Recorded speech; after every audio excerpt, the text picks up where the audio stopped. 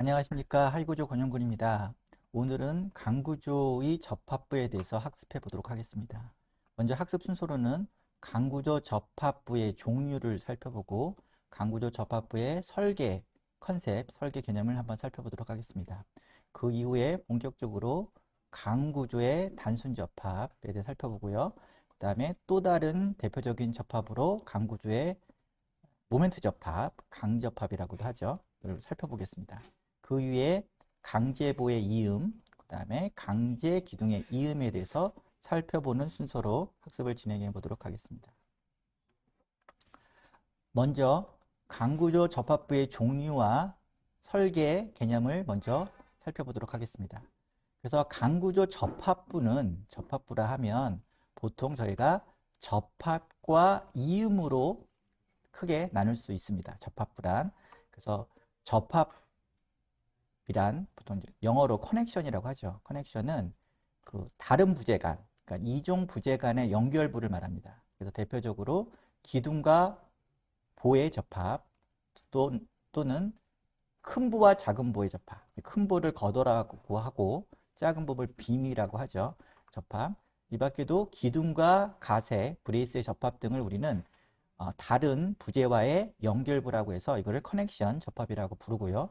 그 다음에 이에 비해서 동일 부재 간의 접합, 연결을 이음이라고 합니다. 스플라이스. 그래서 보와 보 또는 기둥과 기둥과 같이 동일한 부재 간의 연결부를 우리는 이음이라고 해서 크게 강구조의 접합부는 접합과 이음으로 크게 나눕니다. 근데 이들은 강구조에서는 반드시 어떻게 보면 필요하죠. 왜냐? 하중의 전달을 위해서 예를 들어서 보에 떨어지는 하중이 기둥에 전달을 시키려면 접합이 돼야 돼요. 접합부가 원활한 힘의 전달을 해야 되기 때문에 이런 힘의 전달을 위해서 접합부가 필요하고요. 그리고 이 밖에도 설계, 제작, 운반, 그리고 현장에서의 시공상의 여건 등의 이유로 우리는 접합과 부재 간의 접합과 동일 부재 간의 이음이라는 접합부를 갖게 되고 이런 것들을 결정하게 됩니다. 그래서 그림에서 보시면 일단은 기둥과 예를 들어서 보인데 이 보 중에서 기둥과 보의 접합부 그러니까 보통 이게 강접합 형태로 이루어지면 이게 이제 이 보를 큰 보, 거도라고 표현을 하죠. 그래서 기둥과 큰 보와의 접합이 있을 거고요. 근데 이 기둥이 항상 강접합 형태로 접합할 필요는 없죠. 예를 들어서 핀접합 형태로 접합을 해도 됩니다. 이럴 경우에는 뭐 이 볼을 때로는 빔이라고 부를 수도 있죠. 빔이라고 부를 수도 있고요. 어쨌든 기둥과 기둥에 연결되는 보와의 접합이 있을 거고요. 그 다음에 여기 보시면 이제 큰 보, 그죠? 이걸 큰 보라고 하면, 그러니까 거더라고 보면 기둥과 붙는 보니까 이 거더와 거더를 연결하는 작은 보, 빔이라고 하죠. 이 작은 보의 접합이 또 있습니다. 그건 보통 일반적으로 핀접합을 많이 사용하죠. 핀접합을 많이 사용하는데 이런 접합. 그 다음에 이제 이음의 대표적으로 보면 이제 보 같은 경우, 강제보 같은 경우는 이 부재가 너무 긴 경우, 예를 들어서 운반에 지장을 받는 15m 정도 되나요? 15m보다 긴 장스판의 보 같은 경우는 15m 이상을 만들 수가 없기 때문에 한 부재로 만들 수 이음을 해야 됩니다. 그래서 보와 보의 동일 부재 간의 이음을 해야 되는 거고요. 그리고 기둥에 같은 경우에도 기둥도 어떻게 보면 너무 길면 기둥과 기둥 사이를 중간에서 어쨌든 이어야 되겠죠. 이어야 되는데 여기 보면 그래서 기둥과 기둥의 이음부가 형성이 됩니다. 그러니까 보통 기둥의 이음은 제작 가능한 그러니까 15m 이내의 길이로 해서 그러면 2개 층 또는 3개 층 정도 되죠. 그 안에서 각 층에 1m 정도 시공성을 고려해서 1m 정도 상부에서 이음을 하게 됩니다. 이런 것들이 어떻게 보면 이음이고요. 그래서 이런 거를 오늘 살펴보도록 하겠습니다. 그리고 강구조 접합의 종류를 먼저 살펴보면 그러니까 저 앞에서 강구조 접합부는 접합과 이음이 있다고 했죠. 이음이 있다고 했고 그 접합 중에서도 여러 가지 종류가 있는데 이걸 우리는 어떻게 정리를 하냐면 보통 단순 접합 그리고 완전 모멘트 접합, 그리고 부분 모멘트 접합, 이렇게 크게 세 가지로 나누고 있습니다. 그래서 먼저 단순 접합, 심플 커넥션이라고 하는데, 이거는 구조 해석 시 어떻게 보면 회전이 구속되지 않는 것으로 가정하여, 회전이 구속되지 않는 거니까 회전에 자유롭다고 표현했죠. 회전이 자유롭게 이루어진다고 가정하여 접합부에서는 모멘트는 저항하지 못하고 충력과 전단력 많이 전달된다고 가정하고 설계를 하는 겁니다. 그래서 우리가 예전 유튜브에서 구조물의 절점에 대해서 저희가 강의를 한 적이 있는데, 거기에서 나오는 핀 접합, 신지 접합 또는 롤러 접합이라고 불리는 것들이 어떻게 보면 단순 접합, 심플 커넥션에 해당됩니다. 그래서 강구조는 어떻게 보면 이 심플 커넥션이 심플하죠. 말 그대로 심플하니까 어떻게 보면 접합하기가 좋습니다. 접합하기가 좋기 때문에 강구조에서는 이 단순 접합이 어떻게 보면 시공성을 고려해서 시공 편의성을 고려하면 어떻게 보면 가장 많이 쓰인다고 할 수 있죠. 많이 쓰인다고 할 수 있습니다. 그래서 일단 오늘 이제 단순 접합에 대해서 한번 배워보겠습니다. 그리고 단순 접합과 또 이제 비교돼서 또 가장 많이 쓰는 게 모멘트 접합인데, 이 모멘트 접합 중에서도 저희가 이제 그 실무에서 많이 쓰는 게 완전 모멘트 접합을 많이 쓰깁니다. 모멘트 접합, 보통 강접합이라고 하죠. 그래서 완전 모멘트 접합은 단순 접합에 비해서 설명을 하면 구조 해석 시 회전이 강하게 구속된, 그러니까 회전이 강하게 구속된 것으로 가정하기 때문에 회전이 강하게, 그러니까 회전이 못하게끔, 그죠? 회전이 이루어지지 않게끔, 그러니까 부재와 부재의 접합에서 처음에 이루어졌던, 원래 있었던 그 부재각이죠. 그 각도의 부재각이 하중을 받은 이후에도 그 부재각만은 거의 바뀌지, 변형되지 않는, 이런 어떻게 보면 회전이 일어나지 않는, 부재와 부재의 접합부에서 부재각의 회전이 일어나지 않는, 변하지 않는, 이런 이거를 구속됐다고 하죠. 이걸 가정함으로써 접합부에 있는 단순 접합에서 얘기했던 이 이방향성의 수평 발력, 그러니까 충력과 전단력뿐만 아니라 모멘트, 그죠? 모멘트가 전달되는 것으로 가정한 것을 완전 모멘트 접합이라고 합니다. 그래서 우리가 구조물의 절점에서 배웠던 용어대로 강접합이라는 용어를 많이 쓰고요. 또 때로는 강성접합, 또 때로는 모멘트 접합. 이게 완전이라는 걸 빼고 그냥 모멘트 접합이라고 부르면 이거는 우리가 생각하는 일반적인 완전 모멘트 접합을 얘기합니다. 이게 대표적으로 강구조물의 접합부에서 많이 사용하는 접합의 형식이라고 보고요.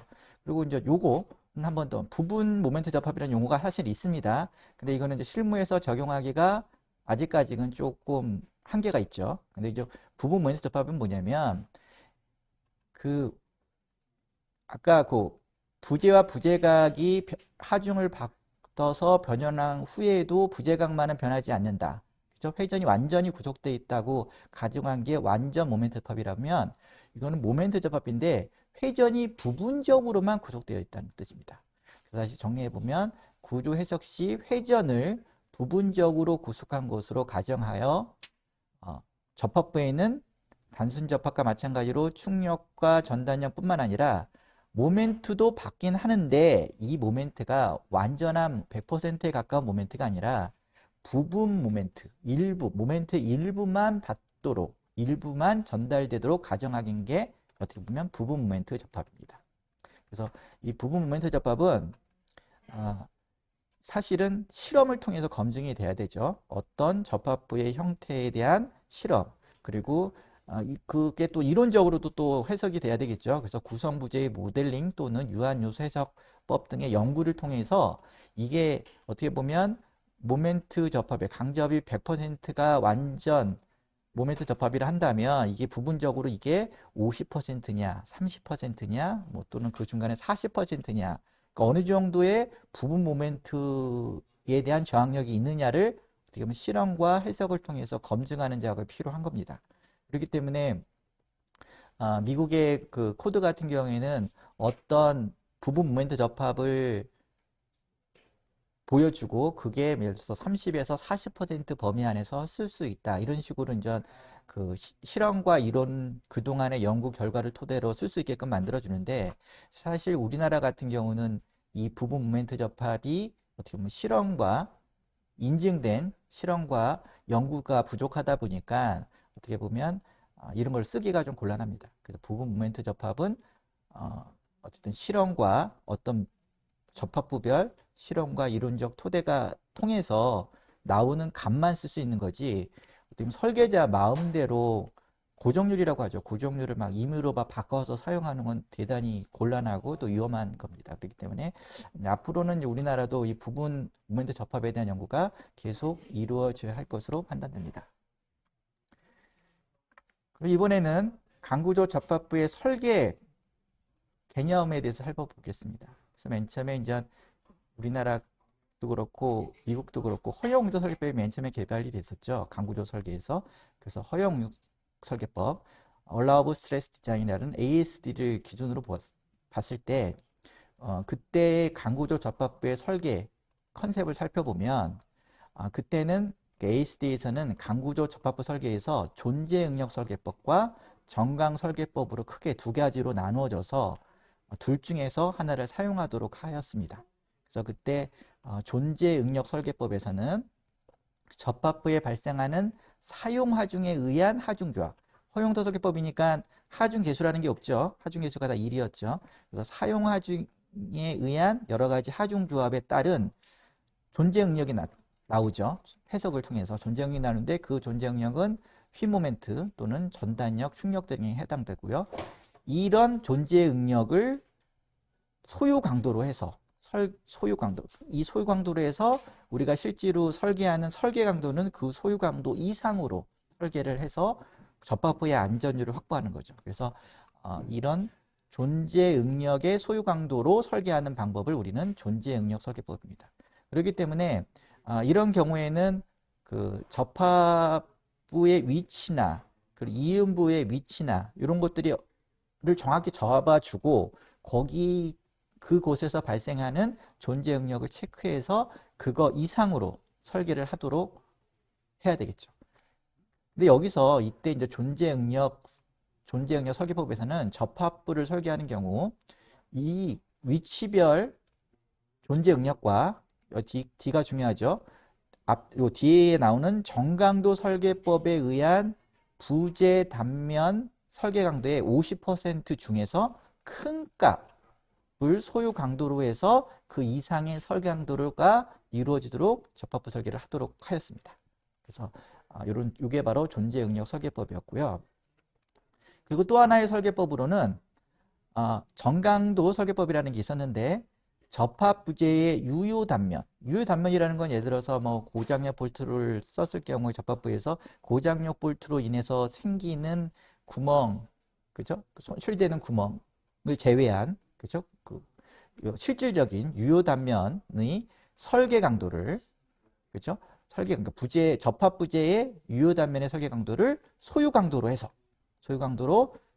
설계 강도를 접합의 설계 강도 그 이상으로 만드는 이거를 정강도 설계법이라고 했고 그러다 보니까 접합부가 접합되는 부재의 단면과 동일 이상의 강도를 갖게 되죠. 동일 이상. 그러니까 접합부는 부재 단면이 갖고 있는 내력보다 훨씬 크게, 그래서 절대 접합부가 어느 곳에 설치가 되더라도 접합부가 먼저 파괴되지 않게끔 만드는 컨셉이죠. 그렇기 때문에 어떻게 보면 접합부의 안전성과 부재의 연속성이 큰 것이 특징이고 장점이라고 할 수 있죠. 그죠? 이렇게 설계하는 게 정강도 설계법. 그런데 정강도 설계법은 어떻게 보면 이 존재 응력과 무관하게 어쨌든 그 접합되는 부재보다 강한 접합부를 만드는 거기 때문에 어떻게 보면 접합부의 물량에서 보면 비경제적이라고 할 수 있죠. 그러니까 접합부의 물량이 좀 많이 들어가서 비경제적이라는 단점이 있죠. 그렇지만 정강도 설계법으로 설계하면 이음의 경우에는 이음의 위치가 어디에 이음을 하더라도 예를 들어서 최대 단면력이 작용한 곳에 이음을 하더라도 상관이 없는 거죠. 그렇죠? 이런 또 단점이 있죠. 장점이 있죠. 장점이 있고. 그렇지만 접합부의 물량 면에서는 좀 손해보는 경우가 있다. 그래서 이제 어떻게 보면 허용요소 설계법에서는 다시 정리를 하면 초창기 때 존재 응력 설계법과 정강도 설계법이 있고, 정강도 설계법으로 설계를 하면 이음부의 위치가 어느 곳이든 상관없이 그냥 자유롭게 설계하면 되는데, 존재 응력 설계법은 위치별 단면역, 존재 응력별로 그만큼의 볼트만큼 볼트나 용접, 접합이나 이음을 하면 되기 때문에 어떻게 보면 경제성은 많이 확보할 수가 있죠. 그렇지만 또 너무 접합부의 강도를 작게 할 수도 있잖아요. 그렇기 때문에 여기서 제한을 준 거죠. 정강도 설계법에 의한 부재 단면의 설계 강도의 50% 이상은 그래도 확보를 해야 된다. 이렇게 정리를 했습니다.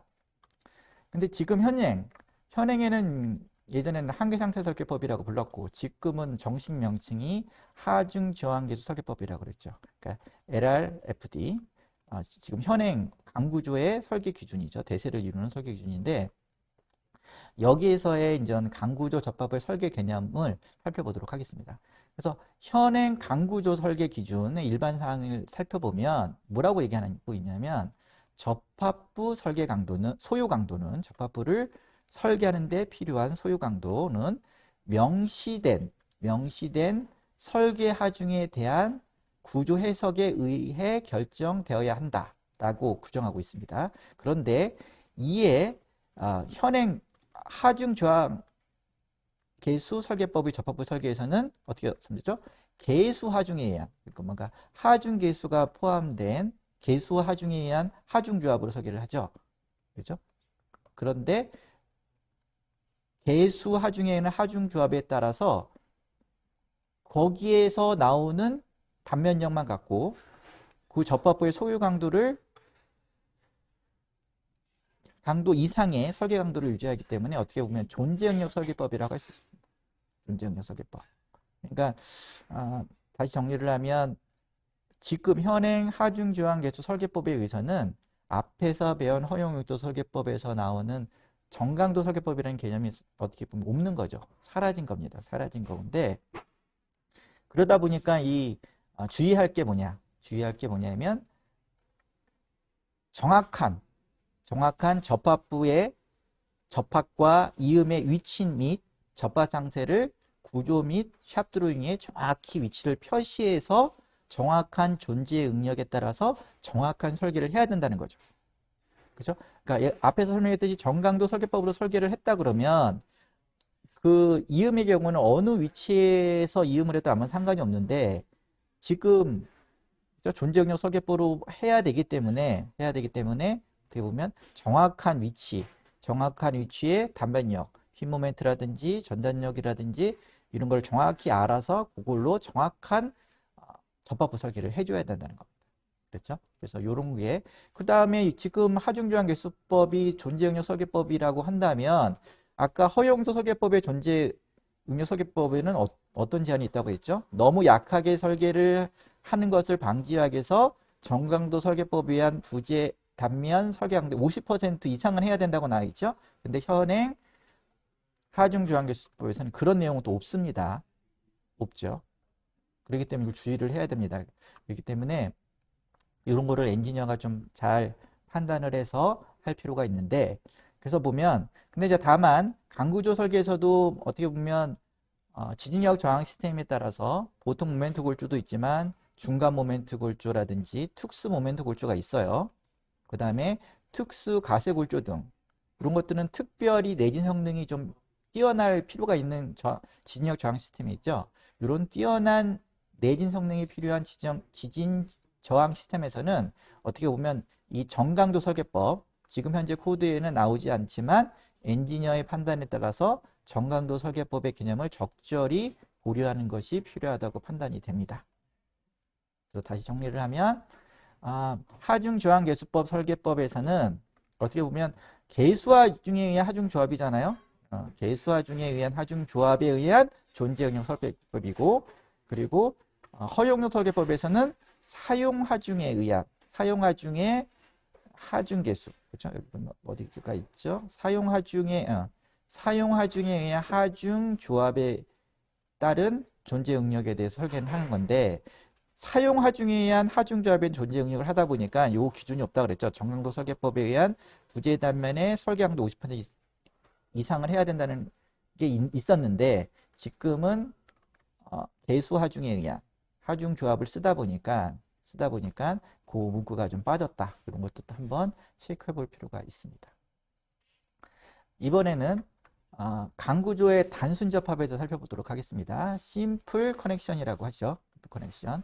그래서 단순 접합의 표기를 먼저 살펴볼게요. 표기를 살펴보는데, 이거는 예전 그 유튜브 강의에 그 구조물의 지점 또는 구조물의 절점 편에서도 설명을 드린 적이 있습니다. 그렇기 때문에 좀 자세한 기본적인 이해를 원하시면 예전에 참고 자료에 있는 유튜브 강의를 한번 살펴보시는 것이 바람직하다고 생각됩니다. 그래서 보면 이 단순 접합은 부재 간의 접합점이 그 당시에 말했던 이동단, 이거는 지점에서 얘기를 했죠. 롤러 또는 회전단, 그렇죠? 핀 접합이라고도 하고 힌지 접합이라고도 불렀어요. 우로 결합된 것을 우리는 단순 접합이라고 합니다. 그래서 어떻게 보면 단순 접합의 개념은 여기 보면 이동단과 회전단을 둘 다 포함하는 개념입니다. 포함하는 개념이라고 이해하시면 돼요. 지금 현행 명칭이. 근데 이제 건축에서는 일반적으로 접합이 이동단의 개념, 그리고 롤러 개념을 잘 쓰지 않기 때문에 일반적으로 핀으로 접합된, 그래서 용어로 많이 부르죠. 그래서 핀 커넥션이라고 많이 부릅니다. 건축 구조의 단순 접합은 핀 커넥션이라고 부르는데, 그래서 보통 활절이라고 표현하죠. 활절. 구조 역학적으로는 핀 조인트라고도 부르게 됩니다. 그래서 이런 단순 접합이 있고, 이 단순 접합은 앞에 동영상 강의도 나오지만 어떻게 보면 두 부재가 결합됐을 때 회전이 자유롭게 이루어지는 거죠. 그러니까 회전이 구속되지 않은 거죠.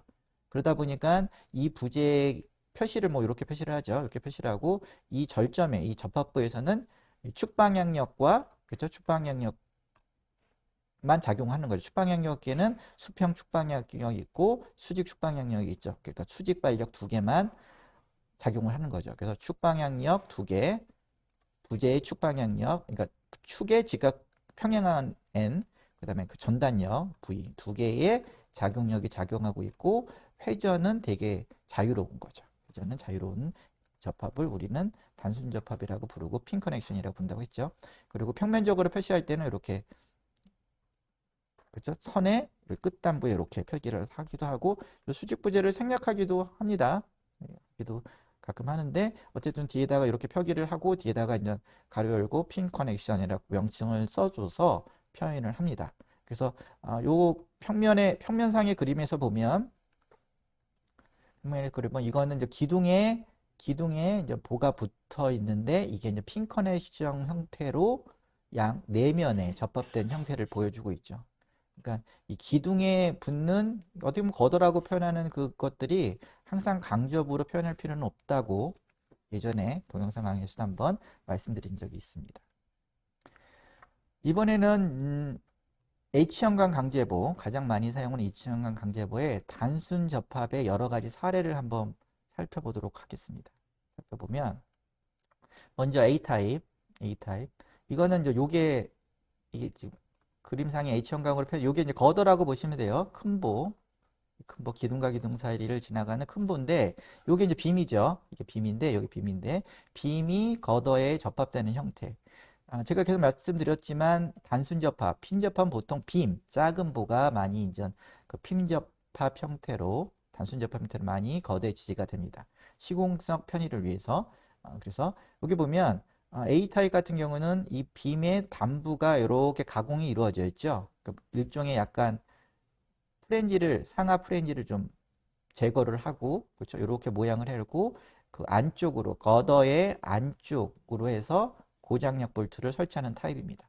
그렇죠? 이런 게 핀 타입, A 타입이 있고요. 그 다음에 타입 B는 여기 보면 이 A 타입 같은 거는 빔의 단부를 상하 프렌지를 제거를 해야 되기 때문에 가공이 필요하잖아요. 근데 이런 수고를 덜기 위해서 보면 그냥 가공을 안 하죠. 그 빔은 이렇게 그대로 이렇게 직각으로 자른 상태에서 그 거더에 붙는 그 안쪽에 쉐어 플레이트를 이렇게 내는 겁니다. 이렇게 내서 그렇죠? 이렇게 바깥쪽으로 내서 여기다가 고장력 볼트를 통해서 단순 접합시키는 형태를 보여주고 있습니다. 그러니까 그 B타입은 당연히 어떻게죠? A타입에서 가공이 덜 들어가기 때문에 빔의 단부에 가공이 덜 들어가기 때문에 어떻게 보면 시공성은 좋은 거죠.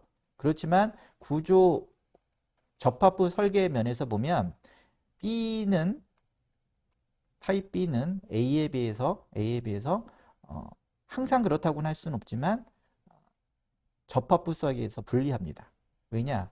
지금 요 그림에서는 거더가 어떻게 보면 반대편에 A, B 타입 반대편에 그 빔이 또 없잖아요. 이거 어떻게 보면 외곽에 있는 테두리보라고 생각하면 되는데 테두리보 역할을 하는 거더의 단순 접합 형태로 빔이 붙은 형태이기 때문에 이런 경우에는 이 접합부 설계를 할 때 그 편심 모멘트를 고려를 해야 됩니다. 뒤에 자세한 설명이 있는데 왜냐면 접합부가 이렇게 있다 그러면 이 부분에 이게 전단력이 이렇게 작용을 하잖아요. 전단력이 이렇게 작용하는데 그럼 이 접합부 설계를 할 때는 어떻게 보면 이 거더의 테두리보에 형성되는 큰 보의 거더의 중심에서 여기 접합부에 전단력이 작용하는 까지의 편심이라고 표현하면 이 편심 여기가 이제 전단력이 V라고 하면 V 곱하기 2에 해당되는 편심 모멘트를 고려해서 접합부 볼트 설계를 해줘야 됩니다. 고장력 볼트 설계를 해줘야 돼요. 그런데 A 타입 같은 경우는 이 보장력 볼트를 거더의 안쪽에 설치를 하기 때문에 이 편심 거리가 작습니다. 그렇지만 B 타입 같은 경우는 어떻죠? 이런 경우에는 편심 거리가 예를 들어 볼트 군의 중심이 2일 거라면 여기에 편심 거리 2가 멀죠. 그렇죠? 멀죠. 그렇기 때문에 이 접합부 설계를 할 때는 여기 V에 대한 아까 당연히 이제 전단력 V에 대한 설계도 해서 이 볼트의 개수나 내력을 검토해야 되겠지만 편심 모멘트 V 곱하기 2에 대한 편심 모멘트까지 고려를 해야 하기 때문에 편심 거리가 길어서 이 볼트의 개수가 많이 나옵니다. 그렇죠? 저항해야 되는 볼트가 많이 필요한 거죠. 그렇기 때문에 타입 B와 같은 경우에는 A에 비해서 어떻게 보면 접합부 설계를 할 때 불리한 거죠. 분리를 하기 때문에 보통 전 구조 엔지니어들은 타입 A를 선호합니다. 타입 A를 구조적으로 유리한 그리고 안전성이 더 확보되어 있는 A 타입을 선호를 하고 어떻게 보면 뭐 시공자들은 시공성을 고려하기 때문에 일단 B 타입을 선호하겠죠. 그렇죠? B 타입을 선호하겠고 이런 것들을 한번 챙겨 보실 필요가 있고요. 그 다음에 여기 또 하나 살펴본 거는 핀 커넥션은 외부만 빔이 어떻게 보면 이 거더에 붙는데 빔의 외부 부분만 접합이 되고 상하 프렌지는 붙지 않죠. 그죠? 상하 프렌지 접합입니다. 왜 그러냐면 이 핀 커넥션은 앞에서 얘기했듯이 모멘트에 대한 저항력을 그렇죠? 할 필요가 없잖아요. 모멘트. 그러니까 전단력이나 축방향력만 전달하면 되기 때문에 빔이 갖고 있는 그러니까 빔의 입장에서 보면 보통 이제 모멘트는 상하 프렌지가 저항을 하고 전단력은 보통 외부가 저항한다고 하기 때문에 전단력을 저항하는 외부만 접합하면 이게 단순 접합입니다. 그렇죠? 그러니까 다들 지금 외부만 빔의 입장에서 보면 외부만 지지되는 부재가 뭐 거더든 기둥이든 상관없이 거기에만 이제 외부만 접합을 하죠. 이게 단순 접합의 또 특징이고요. 그래서 A 타입과 B 타입에 대해서 잠깐 편심 모멘트 관련돼서 한번 말씀을 드렸고요. 그리고 얘기했듯이 타입 C는 이게 이제 기둥에 붙는 빔인데 뭐 거더라고 표현하는 분들도 많고요. 이거는 어떻게 하죠? 핀 커넥션이라는 겁니다. 왜냐면 상하 프렌지가 접합이 안 됐고 그렇죠? 외부만 접합을 했죠. 그런데 이 경우에는 기둥의 강성이 어느 정도 크다면 여기서 보면 볼트군의 중심에서 떨어지는 이 V값에 대해서만 어떻게 보면 접합부 설계할 때 고려하면 되고, 이 편심 모멘트는 고려하지 않아도 됩니다. 왜냐하면 기둥의 강성이 크기 때문에, 일반적으로 크기 때문에. 그래서 요거는 V만 견손하고 편심 모멘트한 고려를 안 하는 게 이제 일반적인 거죠. 그런데 여기는 왜 아까 해야 된다고 그랬죠? 이 반대편에 균형을 맞추는, 어떻게 보면 그 빔이 없기 때문에, 이게 테두리보라고 했죠. 테두리보이기 때문에 이 테두리보의 강성이 약합니다. 약하니까 실질적으로 어떻게 보면 이렇게 돌아가려고 비틀림이 걸릴 수 있겠죠. 그렇죠? 비틀림이 어떻게 보면 실질적으로 pin접합인데 이지만 실질적으로는 돌아갈 수가 있기 때문에, 그거를 실질적인 돌아갈 수 있는 것에 저항하기 위해서 이런 거는 A, B 타입은 편심 모멘트를 고려해야 된다는 거죠. 그렇지만 이 걷어 설계할 때는 당연히, 그렇죠? 비틀림을 고려 안 하죠. 여기 빔에서 오는 수직 발력에 대해서만 고려해서 설계를 하죠. 그렇지만 접합부 설계할 때는 이 테두리 보헤 같은 경우는 강성이 작기 때문에 비틀림에 대해 실질적으로 있기 때문에 편심 모멘트 고려해야 된다. 이런 것도 한번 정리해 볼 필요가 있습니다. 그렇지만 기둥은 강성이 워낙 크니까 일반적으로 항상이라고 뭐 얘기하면 좀 곤란하고, 기둥도 아주 작은 경우가 있으니까 어느 정도 강성이 있기 때문에 여기서는 접합부 설계할 때 편심 모멘트를 고려할 필요가 없다. 이런 걸 뭐 체크해 볼 필요가 있습니다. 그래서 요거는 그림 타입 C는 기둥의 프렌지 부분에 이제 pin접합이 되는 형태고요. 요거는 외부 부분에, 타입 C는 기둥의 외부 부분에 pin접합이 되는, 그렇죠? 타입이죠. 그러면 요게 또 하나 고려할 것은, 여기 뭐죠? 쉐어 플레이트라고 하는 요거를 이렇게 내밀어야 되기 때문에, 그렇죠? 요거를 또 구속하는 여기 수평 스티프너가 또 설치가 되는 거죠.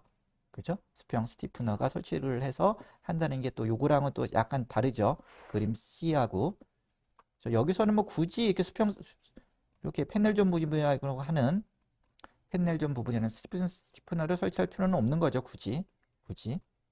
근데 이거는 이 쉐어 플레이트를 강하게 기둥에 접합을 해야 하기 때문에 이건 또 설치를 해야 되고. 그렇죠? 그럼 그림 또 타입 2가 있죠. 타입 2는 또 어떻습니까? 타입 2는 여기 타입 A에 비해서 이 가공을 해야 된다고 귀찮은 면이 있죠. 가공을 해야 돼. 그러니까 가공을 안 하고 싶다 이거죠. 안 하고 싶다. 반드시 그 대신 여기에, 그쵸? 그 연결판을 설치를 해서 안쪽에 있는 쉐어 플레이트와 연결되는 빔의 외부 부분을 연결판을 통해서 양쪽으로 다 고장력 볼트 체결을 하겠다는 거죠. 그렇죠? 그렇지만 이것도 단점이 있죠. 단점이 있냐? 예를 들어서 A 타입으로 설계를 하면 그냥 이렇게 계산장 4개가 나오면 되는데, 4개가 나온다고 한다면 요거 같은 경우는 양쪽에 고장력 볼트가 생기기 때문에 2배로 고장력 볼트의 개수가 늘어납니다. 일반적으로. 여기 4개, 여기도 또 4개를 설치하는 거죠. 그러니까 A 타입에 비해서 E 타입을 할 경우에는 가공은 쉽지만 그 빔의 단부에 이렇게 가공할 필요가 없으니까. 그렇지만 고장력 볼트가 그렇지만 2배로 어떻게 보면 늘어난다는 단점이 있죠. 그래서 여기도 뭐 어떻게 보면 여기에 이제 V 전단력이 생기는데, 여기에 대한 여기 편심 모멘트가 이렇게 작용을 하고, 그래서 요 볼트 설계하고, 요 볼트는 또 반대편에 편심 요거를 해서 설계를 하기 때문에 어쨌든 이 타입은 A 타입에 비해서 빔의 단부 가공은 안 하지만 볼트의 개수가 2배로 늘어난다. 그렇죠? 이런 또, 그렇죠? 뭐 장점도 있고 단점도 있죠. 그 대신 뭐 그림 B에 비해서는 그림 E가 편심량이 줄어들죠. 그렇죠? 여기를 기준으로 양쪽의 볼트군의 중심 간의 거리가 편심거리인데, 이거는 편심거리가 여기서부터 여기까지로 길어지니까, 이런 또 장단점이 있기 때문에 이런 것도 한번 체크해 볼 필요가 있습니다. 그래서 앞에서 얘기한 거 다시 한번 좀 정리를 할게요. 그래서 여기 보면 A 타입 보면 요 왼쪽 편에는 빔이 없다 그랬잖아요. 그렇죠? 그래서 A 타입의 경우 예를 들어 테두리보 큰 보입니다. 테두리 큰 보의 중심에서, 그렇죠? 중심에서 볼트군까지의 편심거리 E, 여기죠? 요거가 짧습니다. 그렇죠? 짧아서 편심거리 볼트군, 이 고장력 볼트 접합부 설계할 때 볼트의 개수가 적게 나오는 거죠. 유리하다는 거죠. 그래서 바람직한 접합이라고 할 수 있죠. 그리고 이제 그 대신 그림 C부터 먼저 볼까요? C 타입은 이 편심거리가 너무 길죠. 그렇죠? 여기부터 여기까지 편심거리가 너무 길기 때문에 테두리보 큰보 중심에서 볼트군 중심의 편심거리가 길어서 약간 불합리하다는 거죠. 그래서 우리는 이런 C타입으로 설계할 경우에는 별도의 어떻게 보면 구조 검토에 좀 신중을 기해야 됩니다. 그래서 예를 들어서 구조 설계자가 A타입으로 다 설계를 해서 도면에 나갔는데 시공자가 임의로 C타입으로 변경을 할 경우 뜻하지 않게 NG가 나는, 그죠? 나는 경우가 생깁니다. 그렇기 때문에 이 C타입으로 A타입으로 설계하는 것을 시공자가 임의로 C타입으로 검토 없이 하는 것은 대단히 위험하다는 거죠. 왜냐하면 불합리해지기 때문에. 왜냐? 편심 모멘트가 커져서. 이거 한번 체크해볼 필요가 있고요. 그리고 이제 B타입, A타입에 비해서, 이건 아까 설명드렸죠? A타입에 비해서 A타입에 비하여 작은 보에, 요 작은 보에 단부 가공이 필요 없으나 볼트 수가 어떻게 된다? 2개가 2배로 늘어난다. 그렇지만 요거는 편심거리가 요 가운데를 기준으로 양쪽으로, 그래서 각각의 편심거리를 갖고 있기 때문에 어떻게 편심거리는 좀 작죠. 근데 볼트 수가 2배로 늘어나서 불리하다. 설명드렸고요. 그 다음에 근데 요거 보세요. A1 타입, B1 타입, C1 타입. 이런 경우에는 어떻습니까? 양쪽에 빔이 있어요. 양쪽에 빔. 그렇기 때문에 어떻게 보면 이 거더의 입장에서 보면 돌아가려고 하는, 비틀림으로써 돌아가려고 하는 경향이 아주 없다고는 할 수 없지만, 왜냐면 불균형 모멘트로 인해서 그게 좀 적죠. 그죠? 적습니다. 그리고 그렇기 때문에 이제 구조 컨셉상 이런 경우에는 A1, B1, C1 같은 경우는 그 볼트군 설계할 때 편심 모멘트에 대한 고려를 안 하는 것이 일반적입니다. 그렇기 때문에 어떻게 보면 다시 한번 정리해보면 A1, B1, C1 타입의 경우 양쪽에 작은 부가 설치는 타입으로 볼트군의 편심 모멘트가 작아서, 그렇죠? 때로는 이제 편심 모멘트에 대한 고려를 안 하고 볼트군 설계할 때 전단력만, 그죠? 전단력만 갖고 설계를 하는 거죠. 그렇기 때문에 어떻게 보면 우리가 구조 엔지니어가 선호하는 A1 타입, A 타입에 가까운 A1 타입보다는 좀 불리하지만 C1 타입으로도 해도 크게, 그쵸? 무리는 없는 거죠. 그렇다고 B1 타입으로 하면 볼트 수가 많아지고 2배로 많아지고, 그쵸? 이런 좀 장단점이 있기 때문에 양쪽에 어쨌든 빔이 설치되는 경우에는 어떻게 보면 그냥 선호도에 따라서, 그렇죠? 시공자의 선호도에 따라서 선택되는 경우가 많습니다. 그래서 어쨌든 저희가 주의를 할 경우에는 어떤 걸 주의를 한다고요? 요거, 그죠?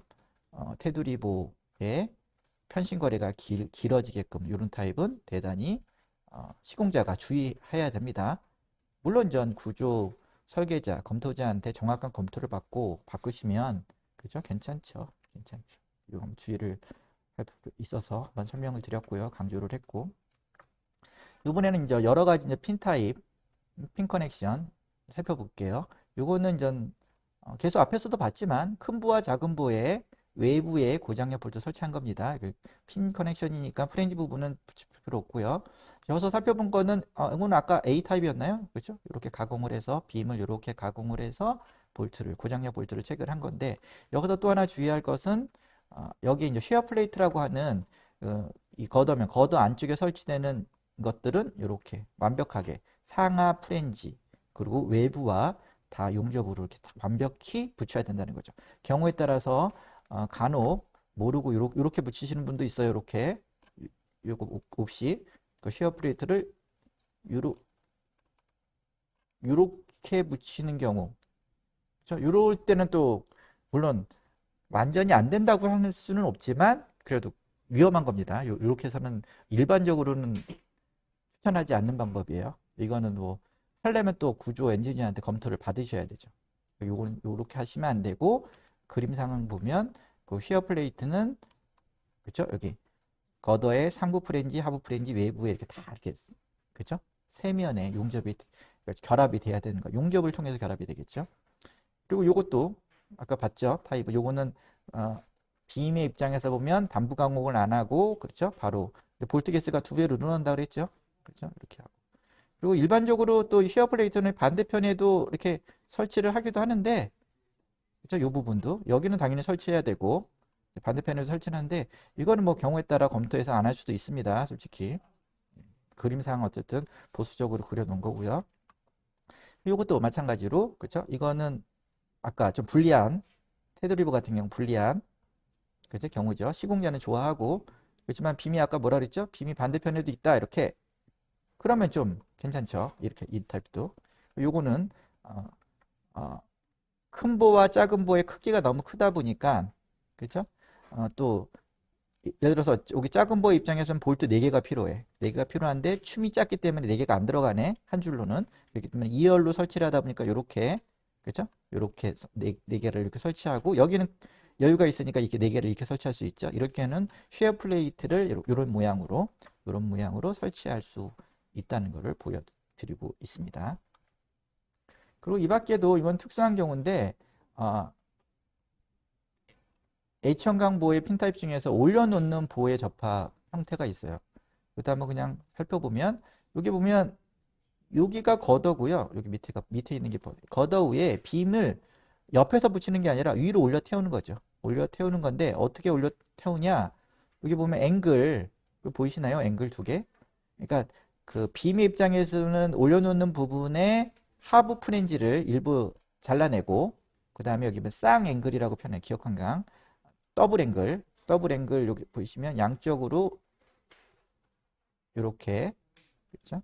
이렇게 양쪽으로 요 보이시죠? 요거를 설치하고 그 사이를 고장력 볼트로 체결하고, 그다음에 요 밑에서 앵글의 밑에서 거더의 상부 프렌지에 또 고장력 볼트를 통해서 이렇게, 그렇죠? 올려놓는 타입의 접합부도 있다는 거 한번 좀 소개해 드리고 싶었고요. 그 다음에 올려놓는 타입 중에서 이 단차 극복을 위해서 요 사이에 끼움판 있죠.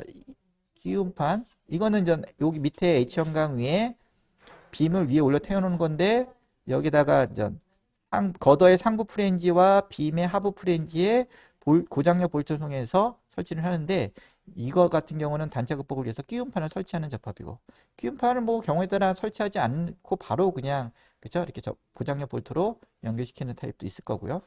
그리고 요거는 그림 C는 이게 단차가 좀 많이 생기나 봐요. 그래가지고 그럴 경우에는 그러니까 많이 띄워야 된다는 거죠. 그 M 여기 빔의 하단면과 거더의 그 갭이 좀 클 경우에는, 그래서 M이 뭐 150mm에서 175mm일 때는 주로 사용하는 방법으로 이렇게 앵글을, 그죠? 더블 앵글을 좀 변다면 긴 놈을 쓴 거죠. 써가지고 뭐 이렇게 설치하는 방법.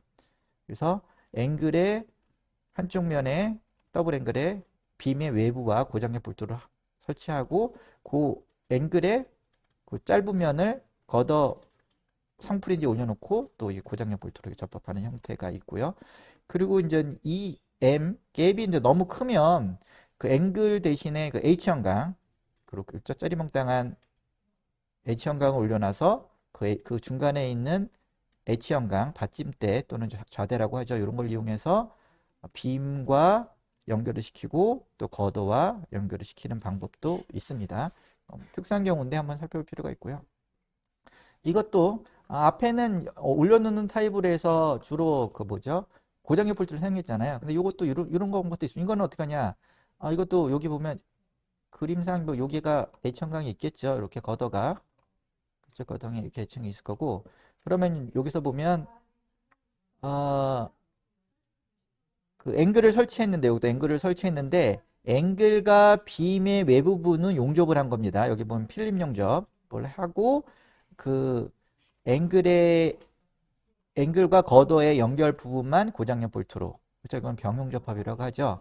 이런 형태가 또 있을 수 있습니다. 그래서 용접을 한쪽 면은 용접하고 한쪽 면은 고장력 볼트를 사용할 수 있고요. 그래서 이제 이렇게 뭐 이런 것들입니다. 이런 것들이죠. 그래서 요게 이제 어떻게 보면 판을 사용할 수도 있고, 앵글뿐만 아니라 판을, 그리고 때로는 아까 좀 전에 설명했던 뭐 T형광이나 또는 H형광, 짜리몽땅 H형광을 사용해서 빔과 접합하는 부분은 용접, 그 다음에 거더와 접합하는 부분은 그죠? 고장력 볼트로 사용할 수 있다는 거 한번 보여드린 거고요. 그 다음에 이런 타입도 있죠. 어떻게 보면 이거는 기둥에 빔이 붙는데 핀접합 형태로, 왜냐면 프렌지가 안 붙어 있으니까, 그랬을 때 빔에 어떻게 보면 더블 앵글, 그러니까 쌍기역 형광을 양쪽에 붙여서, 그 단면이니까요, 붙여서 그거를 매개체로 해서 한쪽은 어디에요? 한쪽은 빔에 고장력 볼트로 체결하고, 또 한쪽은 기둥에 구멍을 내서 거기에 고장력 볼트를 통해서 클립 볼트라고도 하죠. 이런 형태로 붙이는 경우를 보여주고 있습니다. 고장력 볼트. 그리고 이것 중에서 그림 B는 한 면을 용접을 한 형태죠. 용접을 한 형태인데 이 기둥이고, 기둥에 어떻게 보면 앵글은 용접을 한 건가요? 용접을 하고 그 앵글과 빔은 고장력 볼트로 연결을 한 타입이죠. 그래서 이런 타입도 있고요. 그 다음에 이거는 이건 거꾸로 쌍앵글, 더블 앵글을 기준으로 빔에는 용접을 하고 기둥과의 앵글은 고장력 볼트로, 그죠? 이렇게 하는 타입도 있고요. 그리고 그림 D는 그 쌍앵글, 더블 앵글을 기준으로 기둥과 또는 빔에 둘 다, 그죠? 필름 용접이죠. 필름 용접을 통해서 이렇게 설치하는 경우, 이런 여러 가지 방법이 있습니다. 그래서 한번 살펴볼 필요가 있고요. 요거는 앞에 거랑 유사한데 이거는 이제 더블 앵글을 사용하지 않고 한 면만, 그죠? 그 쉐어 커넥트 역할을 하는 것을 한 면만 앵글을 사용한 경우입니다. 그래서 한 면만 사용할 수도 있다. 그러면 이거는 그림 A는 한 단일 앵글을 통해서 빔과 기둥을, 그렇죠? 연결시킨 경우고요. 이거는 어떤 경우죠? 이거는 단일 앵글을 통해서 기둥과 연결은 필름 용접을 한 거고요. 그 다음에 빔과의 접합은 고장력 볼트를 사용한 거네요. 이 밖에도 뭐 가세가 있죠. 또 단순 접합에서. 그래서 요거는 어떻게 보면 이 기둥이라고 보고 이 가세가 앵글을 사용했네요. 보통 가세로 쓸 경우에는 보통 이제 가세의 크기가 크지 않기 때문에 인장제로 많이 설계하는 경우가 많습니다. 인장제. 그렇기 때문에 이런 경우에는 보통 이 접합부가 그죠? 단순 접합 형태로 설계를 하는 경우입니다. 그래서 여기에는 모멘트가 작용하지 않고 이 인장제는 축방 영역만 작용하겠죠? 단순히 축방 영역에 의해만 설계하는 거. 고장력 볼트로 이런 경우가 또 있다는 거 한번 또 살펴볼 필요가 있고요. 이거는 또 마찬가지죠. 가세 앵글이니까 인장 온리로 해서 인장제로만 설계를 하는 경우고, 인장제 설계할 때 저희가 한번 살펴봤죠. 인장제 설계에서. 그래서 이 부분을 핀으로 설계를 하는 대표적인 예입니다. 요번에는 또 대표적으로 모멘트 접합, 모멘트 커넥션이라고 하죠. 모멘트 커넥션에 대해서 살펴보기로 했습니다. 모멘트 커넥션은 아무래도 핀 커넥션, 단순 접합에 비해서 프렌지 부분을 접합을 해야 되기 때문에 H형광보 같은 경우에는 강하게 접합을 해야 되는 거죠. 강하게 접합이기 때문에 접합부의 물량도 많이 들고, 그렇죠? 좀 이렇게 시공적으로 좀 어려운 부분이 있습니다. 어려운 부분이 있지만 또 구조적인 면에서는 또 강하게 설계하는 게 유리한 경우가 있기 때문에 또 대표적인 또 모멘트 접합이라고 할 수 있습니다. 그래서 건축에서는 일반적으로 리지드 커넥션이라서 강접합이라는 용어를 많이 쓰죠. 그래서 단순 접합과 달리 축방역 또는 전단역이라는 축방역력 2개, 이 축의 축방역뿐만 아니라 뭐가 걸린다? 휨 모멘트, 그러니까 그 보에서 작용하는 휨 모멘트도 전달을 시켜야 되기 때문에 휨 모멘트도 전달을 시켜야 된다라는 게, 그죠? 중요한 포인트고요. 그렇기 때문에 부재 간의 접합을 강하게 연결해야 하기 때문에 부재가 회전하지 못하게 하는 절점이라고 해서 우리는 리지드 조인트 아니면 강접합 이렇게 부르죠. 그래서 이것도 구조물의 절점이라는 예전 동영상 강의에 자세히 설명을 했습니다. 그래서 표기 방법은 인면상은 이렇게 보통 많이 표현하고요. 또는 평면상으로는 이렇게 삼각형 형태를 통해서 많이들 표현하죠. 그래서 부재 간에는 회전하지 못하는 아주 강한 접합이다. 그래서 강접합이다라는 거 한번 체크해 볼 필요가 있습니다. 그래서 이것도 강접합에 대해서는 예전 동영상 강의에 여러 번 얘기를 했었는데 좀 더 자세한 거를 아시기를 원하신 분들은 여기 강접골조 시스템이라는 동영상 강의가 있어요. 여기서 한번 자세히 한번 설명드린 적이 있습니다. 그래서 여기서 보면 보통 이제 실무에서는 브리킷 타입이라는 것을 많이 사용하는데 옛날에는 브라켓이라고 불렀어요. 근데 요즘에 이제 명칭이 공식 명칭이 브리킷이죠. 영어는 똑같고요. 브리킷이라고 부르는데 이거는 기둥과 거더가 강접화될 때, 그죠? 거더가 강접합으로 이루어질 때, 뭐 인면상이니까 뭐 이렇게 표시를 해도 되겠죠. 강접으로 표시될 때 어떻게 보면 브리킷 형태로 브리킷을 만들어서 예를 들어 공장에서 요만큼은 제작해 옵니다. 요만큼은 강접화 시켜서 제작해 오고 브리킷 끝부분에 이음을 통해서 강하게 만드는 거죠. 강하게 만드는 건데 그러다 보니까 이제 여기 브리킷은 공장에서 만들어 오니까 아무래도 용접 형태로 다 만들죠. 왜냐면 공장에서는 품질 관리 그리고 용접하는 여건이 어떻게 보면 우수하기 때문에 뛰어나기 때문에 용접으로 인한 품질을 확보할 수가 있습니다. 그래서 여기 보면 프렌지 부분을 그렇죠? 여기는 뭐죠? 글로브 용접을 통해서 접합을 시키고 거더를 그 다음에 외부 부분은 양면 뭐죠? 필름 용접을 통해서 강하게 붙인 상태입니다. 어쨌든 그 강접은 프렌지 부분도 접합을 시켜야 된다는 게 중요하죠. 그렇죠? 그 다음에 이 부분은 이제 어떻게 보면 브리킷을 통한 걸 이음이라고 할 수 있죠. 그래서 이음이라고 할 수 있고 그리고 어쨌든 기둥과 보통 거더의 접합 형태로 우리나라 같은 경우는 아무래도 브리킷 타입을 현장에서 많이 선호를 합니다. 왜냐하면 현장에서 용접을 하기에는 조금 여건이 안 좋고 품질 관리가 좀 어려우니까 그래서 여기 브리킷 타입을 통해서 현장에서는 고장력 볼트의 접합을 통해서 용접을 하는 것을 우리나라 같은 경우는 많이 선호를 하고 있습니다. 그래서 그런 게 있고 그 다음에 이제 그걸 보면 이음 부부도 여기 상하 프렌지 부부와 외부 부분을 다 고장력 볼트를 통해서 이렇게 접합을 하죠. 그래서 여기 부분에 이제 브레이킷 부분에 사람이 이게 걸터 앉아서 그렇죠? 걸터 앉아서 이거 조립을 하죠. 그리고 보면 타입 A와 B는 보면 정렬 그죠? 프렌치 부분에 고장력 볼트를 정렬로 해서 이렇게 하는 건데 B 타입은 어떻게 업무 배치를 한 거죠. 프렌치 부분을 업무 배치를 하는 거고 여기 좀 다르고요. 그래서 보통 일반적으로 보면 이제 업무 배치는 프렌치의 폭이 300, 그렇죠? 300mm 이상일 경우에는 이렇게 업무 배치를 쓰면 그렇죠? 구조적으로 유리합니다. 그리고 많은 피치나 이런 간격 때문에 연단거리 뭐 이런 간격 때문에 많은 적은 폭의 덧댄판의 길이 안에서 많은 볼트를 체결할 수 있기 때문에 유리하다고 한번 또 설명드린 적 있죠. 고장력 볼트의 접합이나 고장력 볼트 설계할 때 이런 거 같고 요거는 이제 당연히 거더의 입장에서 보면 거더의 폭이 그죠? 200 정도 200 그 이하일 때는 요런 배치를 쓰죠. 그래서 한번 참고해 볼 필요 있고요. 그래서 보면 여기 보면 그 고장력 볼트를 할 때 연단거리, 그다음 피치 이런 것들도 볼트의 직경에 따라서 다 이렇게 일정하게 주어져서 설계를 하고 있다는 거. 그래서 피치와 연단거리도 고장력 볼트 수업을 할 때 한번 살펴본 적이 있습니다. 살펴볼 필요가 있고요. 그 다음에 이제 현장 용접 타입이 있습니다. 현장에서 직접 용접해서 강접화 형태를 쓰겠다.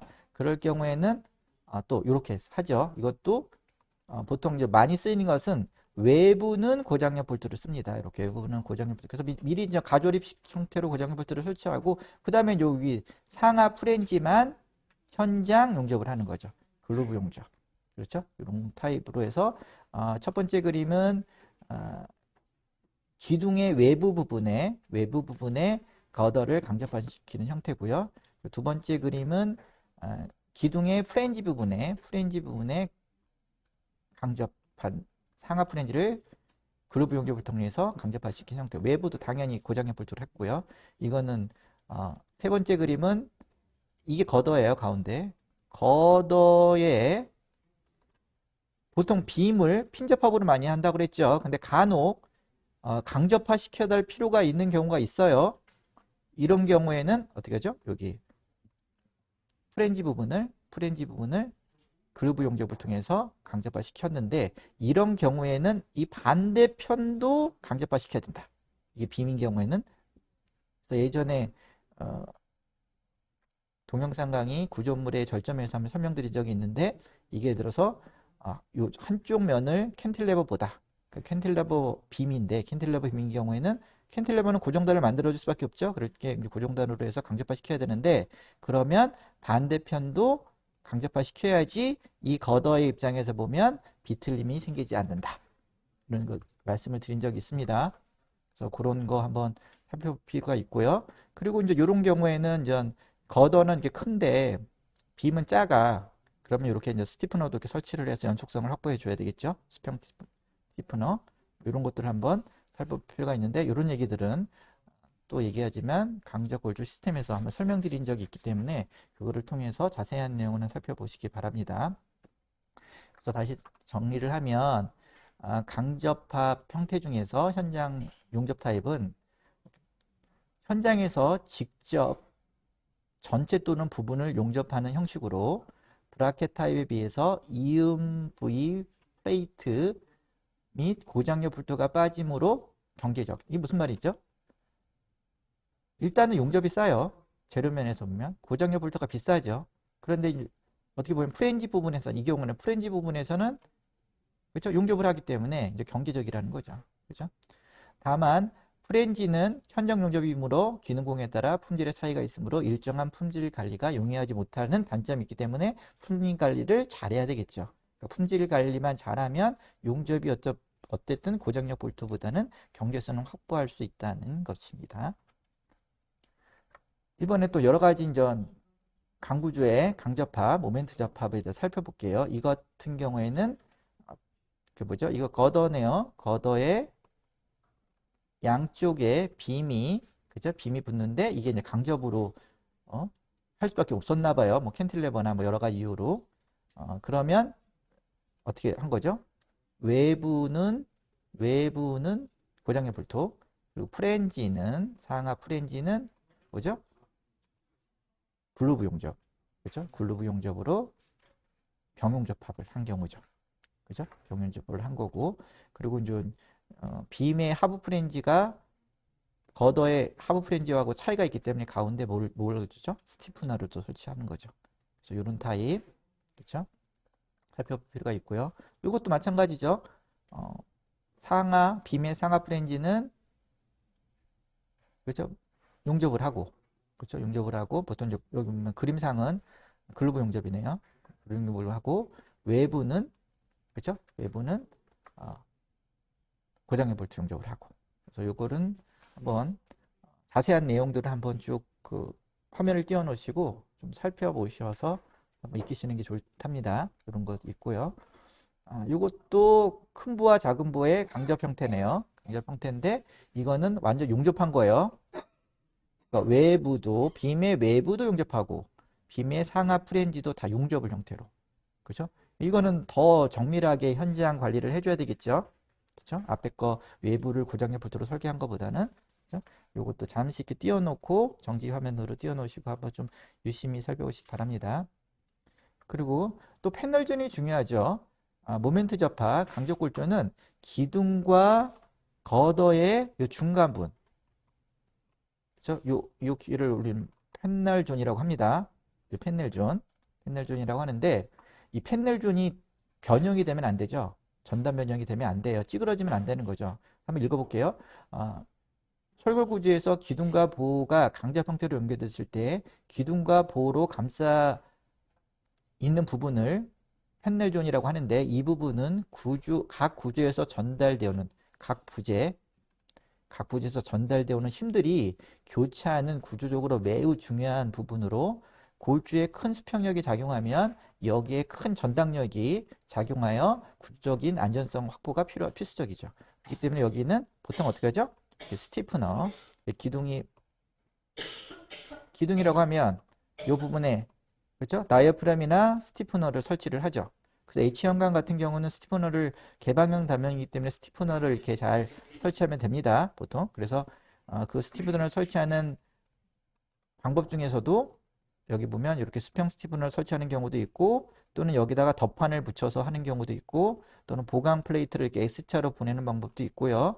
여러 가지 방법들이 있어요. 이렇게 붙이는 방법도 있고 그래서 이렇게 해서 때로는 이런 변형이 되지 않게 찌그러지지 않게 설계를 해야 되는데 이런 부분도 예전 동영상자로 강적 골조 시스템의 자세히 나오니까 그거 한번 챙겨보시기 바랍니다.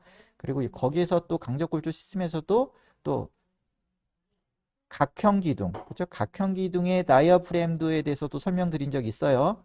그래서 거기에서는 보기둥 접합부, 그러니까 이 강접으로 있을 때 다이어프램에 되게 중요한데 그 다이어프램에는 일단은 거기에서는 관통형 다이어프램, 내측 다이어프램, 외측 다이어프램 세 가지 종류로 나눈다. 그리고 관통 다이어프램에는 보관통형과 기둥단총으로 나누고 있다. 그러면서 이런 다이어프램들의 각각의 장단점을 설명드린 적이 있습니다. 그 여러분들이 그 강적골조 시스템 이런 동영상을 통해서 그 각 다이어프램의 종류와 각 다이어프램의 장단점 이런 것들을 한번 체크해 볼 필요가 있습니다. 오늘 강의에서는 이거는 생략하기로 했습니다. 예전에 동영상 강의들이 있었기 때문에. 그 다음에 이번에는 모멘트 접합 중에서 가세골조 접합을 한번 살펴볼게요. 여기 보면 이 기둥이고요. 여기는 거더네요. 강접으로 이루어졌네요. 브레이키 타입. 근데 여기 가세가 있죠. 이건 H형광으로 되어 있네요. H형광은 강성이 크기 때문에 가세를 인장제로 봐도 되고 인장력만 갖는 가세로 볼 수도 있지만 일반적으로 압축력도 견딜 수 있으니까 강성이 크니까 인장 플러스 압축력도 견딜 수 있는 인장 압축 가세로 쓰는 경우가 많아요. 그런 경우에 이 단부를 어쨌든 이거 뭐 이렇게 스티프너도 그렇죠? 이 부분에 잘 이렇게 설치하고 그러기 때문에 강하게 접합됐다고 보고 설계할 수도 있습니다. 경우에 따라. 근데 경우에 따라 이거를 핀접으로 보고 설계하는 엔지니어도 있어요.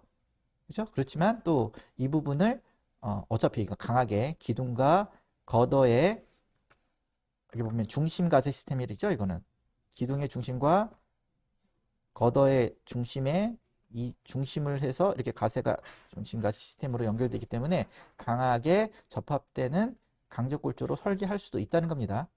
보여드린 거고요. 이거는요. 이것도 마찬가지로 여기 중심을 기준으로 기둥의 중심과 거더의 중심과 그렇죠? 여기에 가세 H형광을 통하는 가세가 강하게 접합돼서 설계할 수도 있다는 거죠. 그렇기 때문에 여기 가세의 프렌지 쪽에서 이게 하중경들을 잘 시키기 위해서 여기 스티프너를 붙인 거고 이쪽에도 스티프너를 이렇게 붙였죠. 그렇죠? 이런 것들 잘 살펴보시기 바랍니다.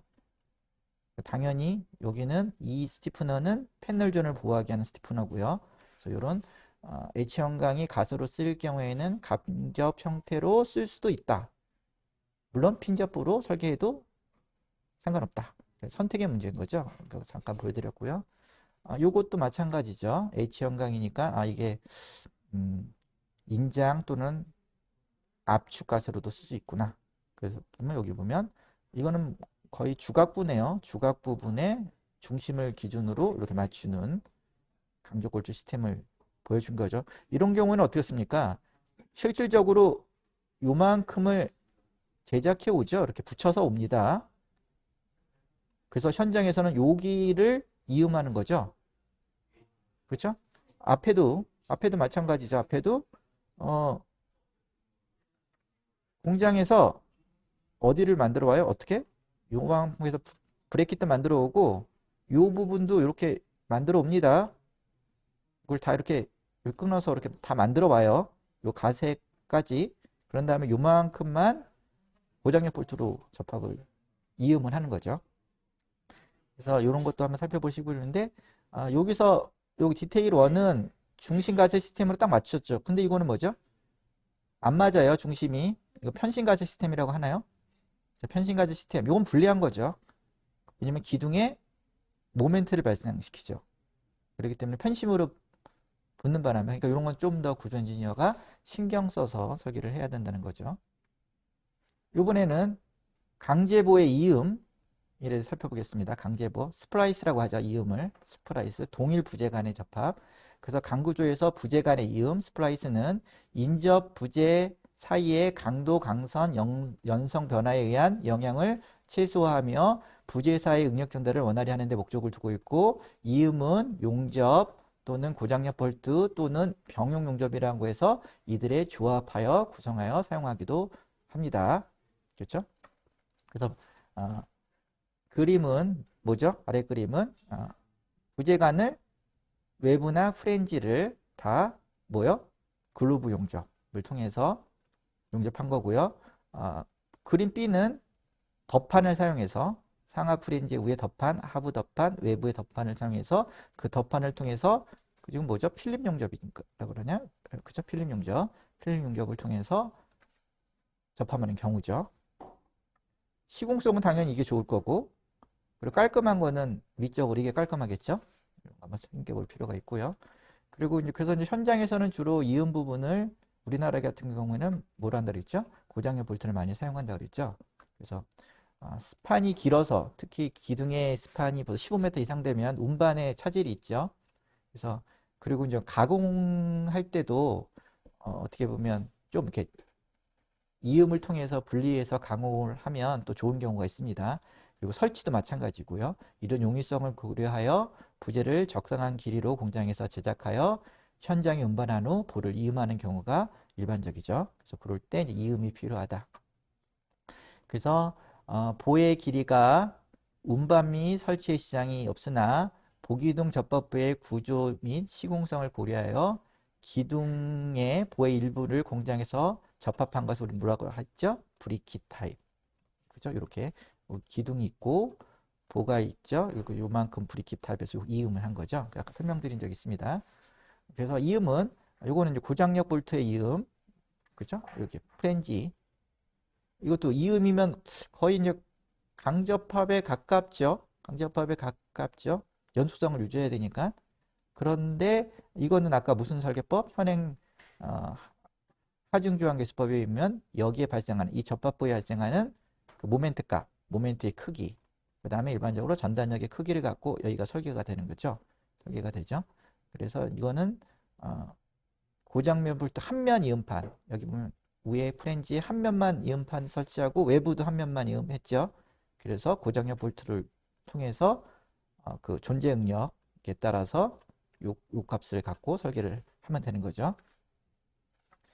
밑에는 좀 크기가 큰가 봐요. 예를 들어서 모멘트나 전단의 값이 크니까 이면 전단, 그죠? 볼트 내력을 강화시켜야 되니까, 그죠? 여기 두 개가 있죠. 자, 두 개, 양면 이음판 여기 보면 이렇게 생긴 거, 프렌지에 그다음 외부부도 양면이요. 그래서 고장력 볼트 설치하면 고장력 볼트 하나가 받을 수 있는 힘이 일면 이음판에 비해서 2배로 커진다고 말씀드렸었죠. 요거에 대해서 이렇게 설계한 고장력 볼트만을 이은 이음을 한번 살펴볼 필요가 있고요. 요거는 순수하게 용접을 통해서만 이음하는 경우네요. 그래서 여기 같은 경우는 프렌지는 뭐예요? 글루브 용접, 상하 프렌지 티피컬하게. 외부도 이건 글루브 용접했네요. 그래서 글루브 용접을 통해서 볼을 이음하는 경우이고, 이거는 그죠? 이음판 상부 그리고 외부 부분의 이음판을 통해서 보통 이제 모살 용접, 필름 용접을 많이 하죠. 이게 현장에서는 쉽겠죠. 그런데 이게 또 깔끔하지는 않죠. 예를 들어 덧판들이 이렇게 설치되게 되기 때문에 모양상 이렇게 또 좋은 것만이라고 할 수는 없죠. 구조, 미적으로 보면. 이런 것들이 있다. 이거는 이제 병용 접합. 이거는 어떤 경우죠? 상하 프렌지는 글로브 용접을 통해서 한 거고, 외부는 고장력 볼트를 통해서 하고, 이음판은 위에 그림은 2개. 이것도 2개였네요. 그렇죠? 이렇게 해가지고 설치를 하는 병용 용접을 하는 경우도 있고요. 그 다음에 요거는 보면 인장 접합 이음인데 여기 뭐라 그러나요? 이거를 엔드 플레이트, 그렇죠?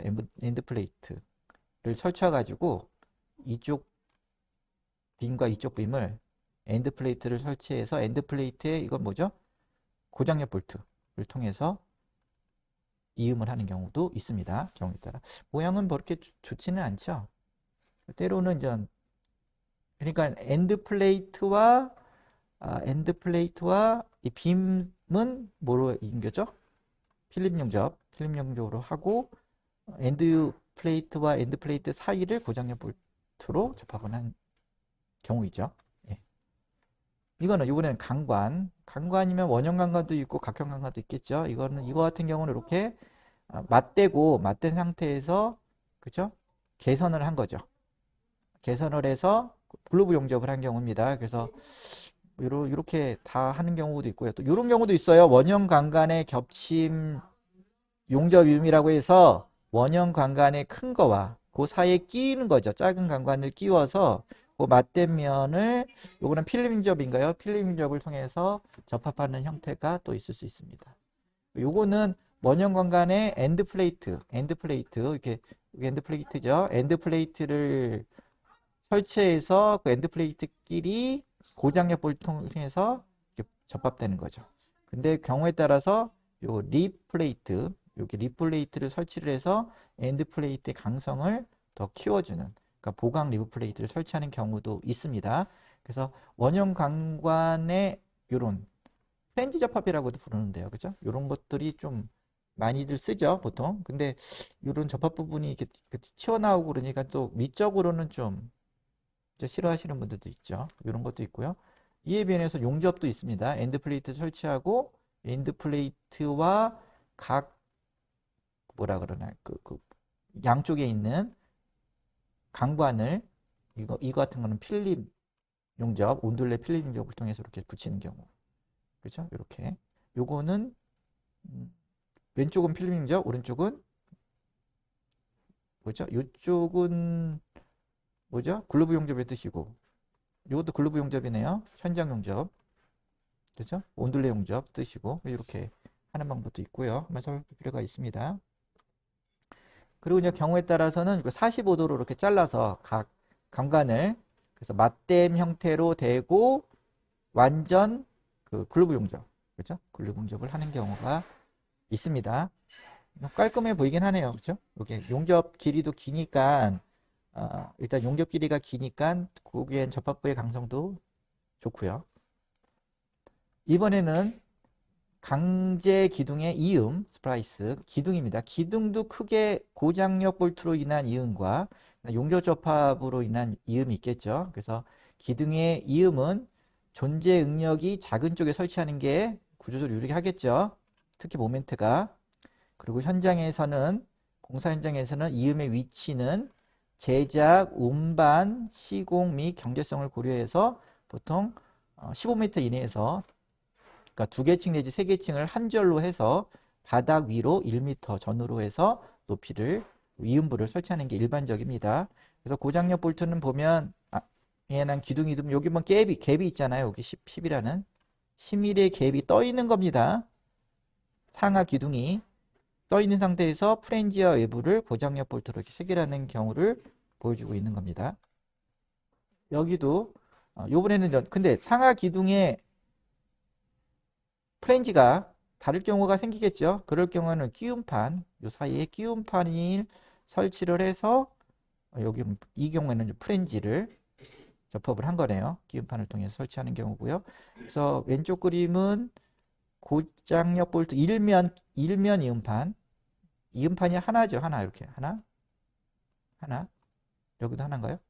근데 여기는 오른쪽 그림은 내력 확보를 위해서 더 많은 고장력 볼트의 내력 확보를 위해서 이 끼움판을 몇 개요? 2개.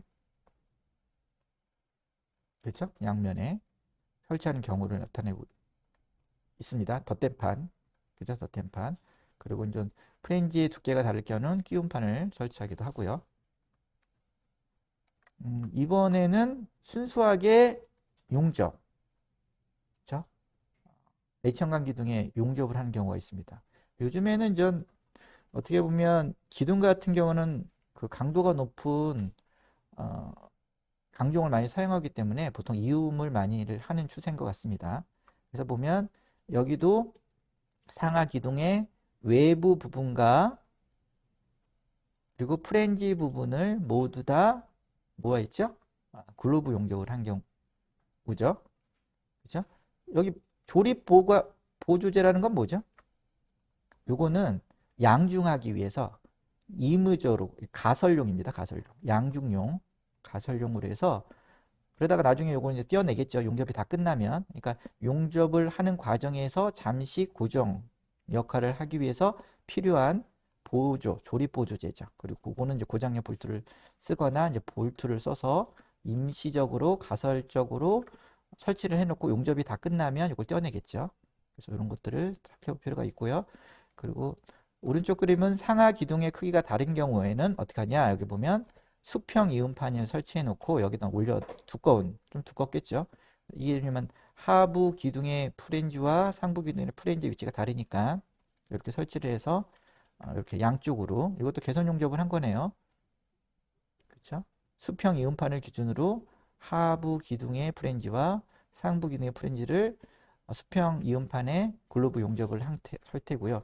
이것도 마찬가지로 설치용 접합제가 있죠. 이렇게 앵글로 해서 요거 용접이 끝날 때까지는 잡고 있어야 되니까 고정용으로. 그렇죠? 요거는 구조용은 아니죠. 이런 것도 있다. 한번 살펴볼 필요가 있고요. 요번에는 기둥의 이음에서 병용 이음이네요. 그래서 요거는 외부는 요 갭이 조금 있네요. 여기 갭이 조금 있죠. 갭이 외부 부분에 여기는 5mm. 그리고 외부는 고장력 볼트, 프렌지 부분은 글로브 용접. 그렇죠? 네. 그리고 오른쪽은 이렇게 외부 부분에 고장력 볼트를 할 때 요거를 디귿 형광을 사용해서 고장력 볼트로 연결하는 형태를 보여주고 있습니다. 그리고 여기는 상하 프렌지는 기둥에 당연히 글로브 용접. 그렇죠? 그림을 한번 좀 유심히 살펴보시기 바랍니다. 예, 여기까지 하겠습니다. 그래서 오늘은 강구조의 접합부, 그렇죠? 강구조의 접합부를 한번 살펴봤고요. 그래서 저희는 이제 강구조의 접합부는 접합과 이음이 있다. 그래서 접합과 이음이 있고 이 접합은 대부분 보다 단순 접합과 모멘트 접합으로 크게 나눠져 있다. 그렇죠? 그리고 설계 개념으로는 그렇죠? 우리나라 현행 코드로는 존재 영역 설계법으로 설계하는 게 그죠? 지금 현행 기준이다. 그런데 정강 설계법에 대한 개념도 약간 고려해서 내진 성능이 뛰어난 지진형 저항 시스템에는 고려해 볼 필요가 있다. 이렇게 한번 정리해 볼 필요가 있습니다. 예, 여기까지 수업을 하도록 하겠습니다. 또 다음 시간에 찾아뵙도록 하겠습니다. 예, 감사합니다.